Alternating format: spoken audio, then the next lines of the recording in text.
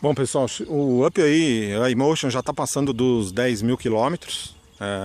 Então a gente já pode fazer algumas considerações sobre também, considerações adicionais sobre principalmente funcionamento da transmissão, a Emotion, que a gente acha agora que é importante em determinadas situações você fazer intervenção manual, em situações que você precisa de torque, né, do motor e você não quer acelerar tudo, então às vezes vale a pena você fazer a intervenção manual, você mudar para modo manual.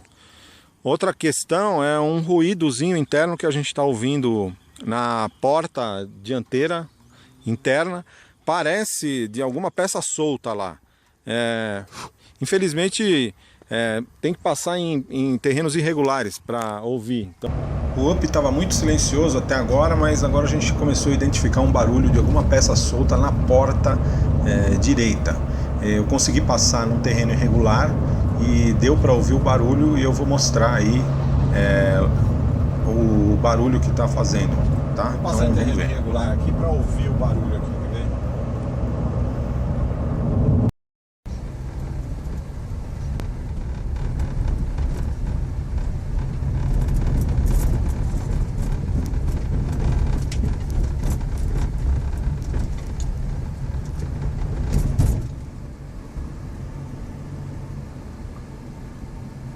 Agora, mesmo com esse ruidinho que está fazendo o Up, ele ainda é muito mais silencioso internamente que o K. Aí a gente vai mostrar o K com 3 mil quilômetros, o nível de ruído interno que ele vinha fazendo.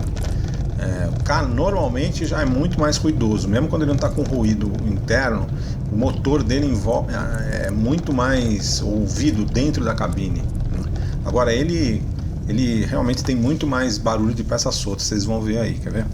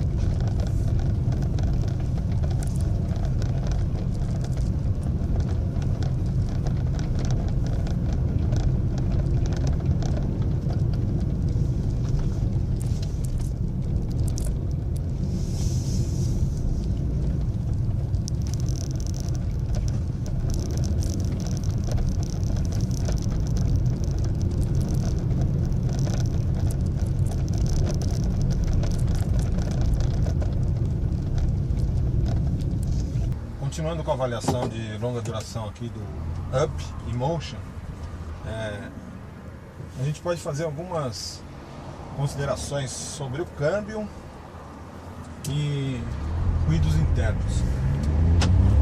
Agora não vai dar para ouvir porque o carro está andando numa pista legal, mas a gente está ouvindo um ruído aqui na porta direita, dá a impressão que tem alguma coisa solta aqui na porta direita. A gente já teve problema com o vidro elétrico, né, a máquina do vidro elétrico que se soltou, e em função disso ela foi trocada, né, e enfim, não sei, pode ser que eventualmente tenha se soltado novamente.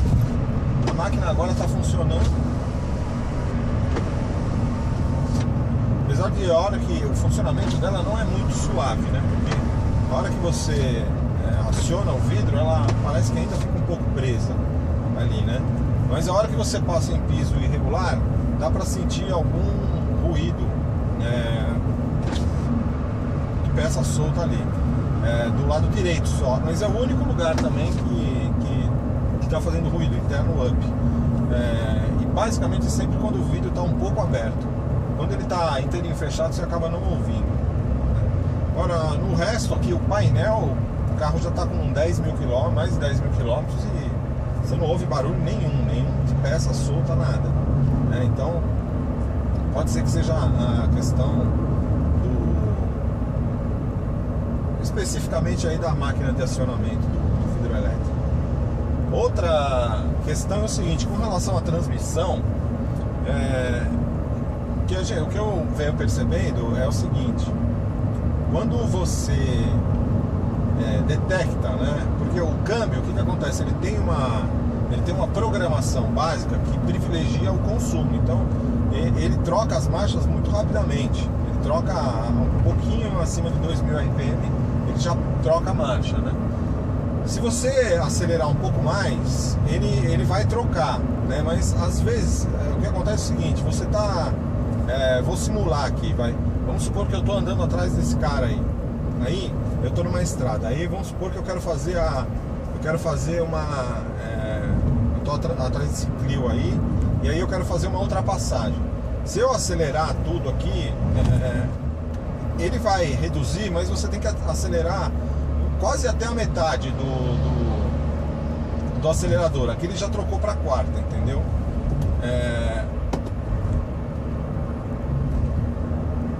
Mas se você não quiser fazer isso, o que você pode fazer? Eu estou vendo que em determinadas situações vale a pena, quando você percebe que você vai precisar de uma marcha mais curta, em vez de acelerar mais ou menos até a metade do curso para ele engatar uma marcha a menos, é mais vantagem você simplesmente reduzir a marcha aqui, porque aí você não precisa acelerar mais, e aí talvez o consumo fique até menor. Você já reduz a marcha manualmente e executa a manobra que você quer executar, entendeu? Então, aí você quer ultrapassar o cara, você vai, ultrapassa, né? E a partir do momento que você terminou a manobra, você bota em D de novo, né? Então, essas situações se manifestam quando você vai fazer uma ultrapassagem, quando você está entrando devagar, né? Você está entrando numa via rápida de acesso, então que você precisa aceleração e você não quer que o câmbio troque muito rapidamente a marcha, né? Então você está parado, vai entrar numa via que está andando a 80, por exemplo, e aí você precisa daquela aceleração. Então é vantagem você colocar no manual e deixar a primeira, e aí você troca quando você quer, entendeu? E então são essas situações. Eu vou fazer até uma simulação. Aqui eu queria dar uma reduzida, eu peguei, troquei manualmente a marcha, né? E troquei a marcha manualmente e beleza, agora ele está operando em manual. Mas aqui, ó, vamos supor que eu tô parado aqui e eu quero entrar nessa via, né, que anda a 80 por hora. Se eu colocar em D, o que acontece? Ele vai, se você não acelerar muito, ele vai trocar de primeira para segunda muito rapidamente, e o carro não vai ter aquela aceleração rápida que você gostaria. Então é vantagem você joga manual, garante que tem a primeira, acelera e, entendeu? Vai acelerar a primeira, segunda, terceira, tá vendo? Então aí o que acontece? Você fez uma operação como se fosse um câmbio manual, né? E você tem a ação do carro que você teria como um carro manual. Então, as únicas situações. Com relação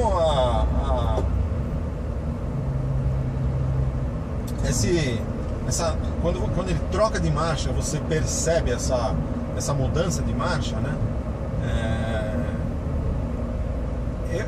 O que acontece? Realmente, quando ele troca de primeira para segunda, principalmente quando você está acelerando muito rápido, você percebe, né, ele fazendo essa troca, e você tem o que acontece? Ele está acelerando muito, como ele demora para trocar de marcha, você percebe, você tem uma movimentação no corpo, porque perde a aceleração. Você está acelerando bastante, a hora que ele vai trocar para a segunda, ele coloca a embreagem, então o carro para de acelerar, porque o carro fica em ponto morto. A hora que coloca a segunda, começa a acelerar de novo. Então você tem uma movimentação no corpo se você está acelerando muito rapidamente.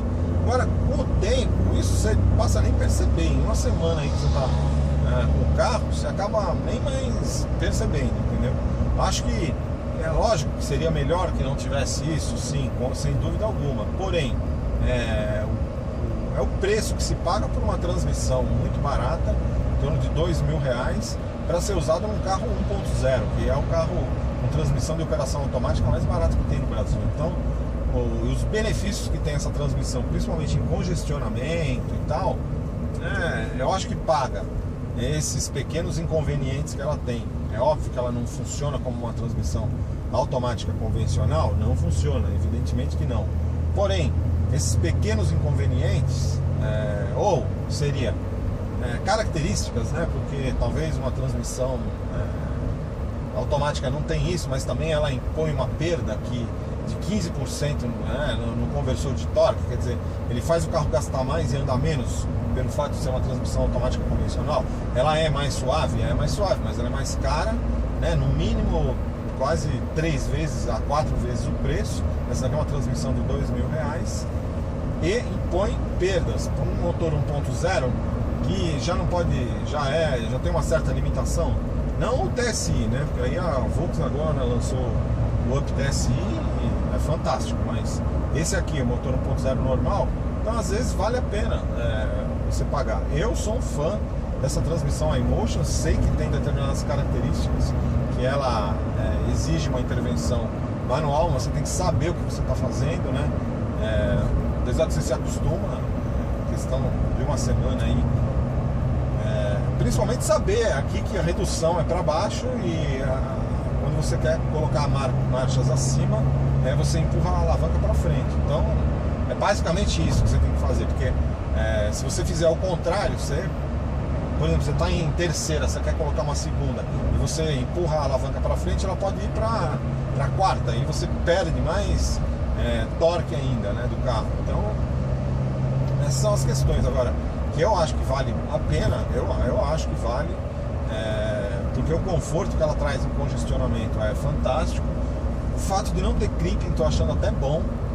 O meu carro, o outro carro é um Golf com transmissão automática, que é considerada uma das melhores transmissões automáticas do mercado, que é a automática 6 marchas do Golf, que está no Jetta 2.0 com Flex, na Tiguan, enfim. Ele tem o creeping, né? E hoje eu acho que o sem creeping é melhor. O que faz falta sim é o Hill Assist, que é o sistema que ele mantém o carro parado quando está numa subida, né? Basicamente é isso.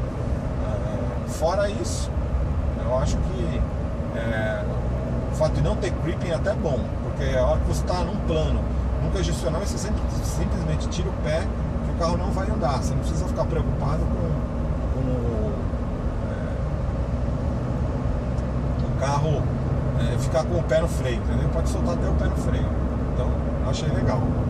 Quando você está numa subida e está parado, ou numa descida, puxa o freio de mão, né?